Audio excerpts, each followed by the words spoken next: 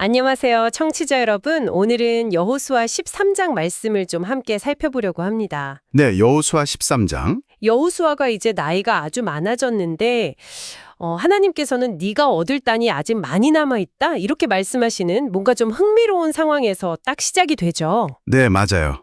뭔가 성취한 것도 있지만 아직 할 일이 남은 그런 긴장감 같은 게 느껴지지 않으세요? 그렇죠. 여기서 정말 생각해 볼 지점은 하나님께서 여호수아의 그 연로함을 분명히 아시는데도 사명이 끝났다고 하시지 않는다는 거예요. 네. 오히려 남은 땅을 분배하라는, 어떻게 보면 더 큰 믿음이 필요한 그런 다음 단계의 임무를 주시는 거죠. 아, 그렇군요. 뭐랄까, 리더십의 끝이 아니라 다른 형태의 시작을 요구하시는 것 같아요. 다른 형제의 시작이라. 자, 그럼 1절부터 7절을 보면 하나님께서 아직 정복되지 않은 땅들 목록을 아주 구체적으로 말씀해 주세요. 블레셋 사람들 땅, 그술 사람들 땅, 뭐 이렇게요. 네, 그렇죠. 그러면서 이 땅들을 9지파 반에게 나누어 주라고 명령하시죠. 아니 근데 아직 얻지도 못한 땅을 미리 나누라니 여러분은 이게 좀 이상하게 들리지 않으세요? 이게 무슨 의미일까요? 바로 그 점이 핵심입니다. 이건 그냥 단순한 지시라기보다는 그 하나님의 약속에 대한 아주 급진적인 믿음의 행위, 그걸 요구하시는 거예요. 아, 믿음의 행위. 네, 6절에서 분명히 내가 그들을 쫓아내겠다고 딱 약속하시잖아요. 네, 약속하시죠. 그러니까 이스라엘은 아직 눈에 보이지 않는 전적으로 하나님의 행동에 달린 그 미래의 승리를 지금 현재의 사실인 것처럼 여기고 땅을 분배해야 했던 거죠. 와. 말하자면 하나님의 그 미래 약속을 담보로 한 뭐랄까 선취적 믿음의 지도 그리기, 이렇게 볼 수 있을 것 같아요. 선취적 믿음의 지도 그리기. 네, 앞으로 있을 정복이 전적으로 하나님 손에 달렸다. 이걸 아주 강하게 보여주는 장치이기도 하고요. 보이지 않는 미래를 현재에 새겨 넣는 행동이라 굉장히 인상적이네요. 자, 그러면서 이야기가 잠시 8절부터는 요단강 동쪽으로 넘어가죠.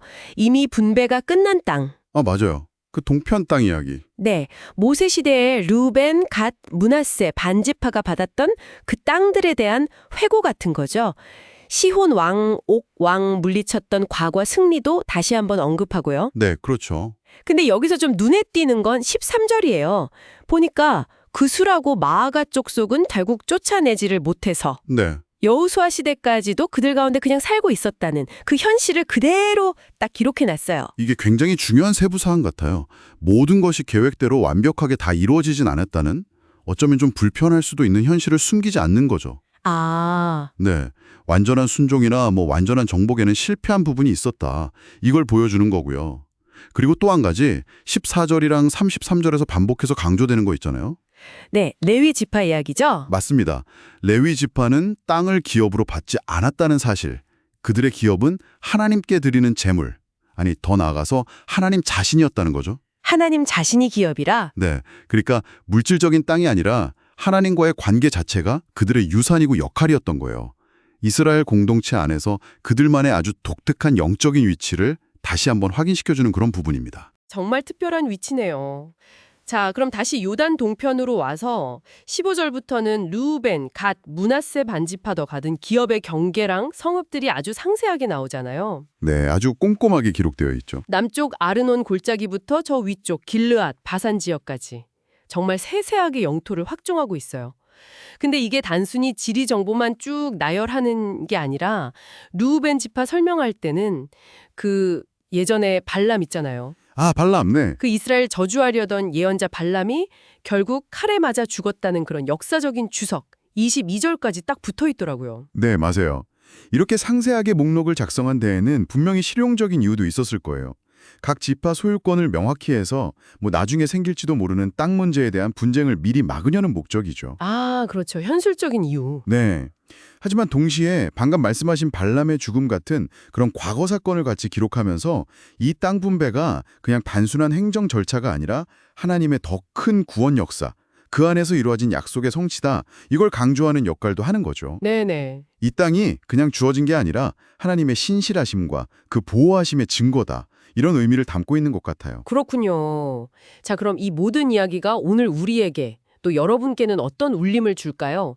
여호수아 13장은 과거의 성취, 그러니까 요단 동편 분배 완료를 돌아보면서도 동시에 아직 남아있는 미래의 과제, 즉 미정복지 분배 명령을 함께 제시하고 있잖아요. 네, 그렇죠. 하나님의 변함없는 약속, 그리고 그 약속을 믿고 나아가야 하는 우리 인간의 책임, 이게 딱 공존하는 장 같아요. 여호수아 개인은 이제 늙어가지만 하나님의 계획은 멈추지 않고 계속된다. 뭐 이런 메시지 같기도 하고요. 여기서 우리가 마지막으로 한번 던져볼 질문은 이거 아닐까 싶습니다. 하나님께서 친히 레위 지파의 기업이 되어주셨다는 그 사실 말이에요. 아, 네. 어쩌면 이게 우리에게 진정한 안식과 만족, 그 궁극적인 기업이라는 것이 꼭 눈에 보이는 땅이나 어떤 물질적인 소유? 거기에만 있는 건 아닐 수도 있다. 이런 가능성을 좀 보여주는 건 아닐까요? 여러분의 삶에서 진정으로 붙들고 있는 나의 기업은 과연 무엇인지 이 시간을 통해서 한번 조용히 생각해 보시면 좋겠습니다.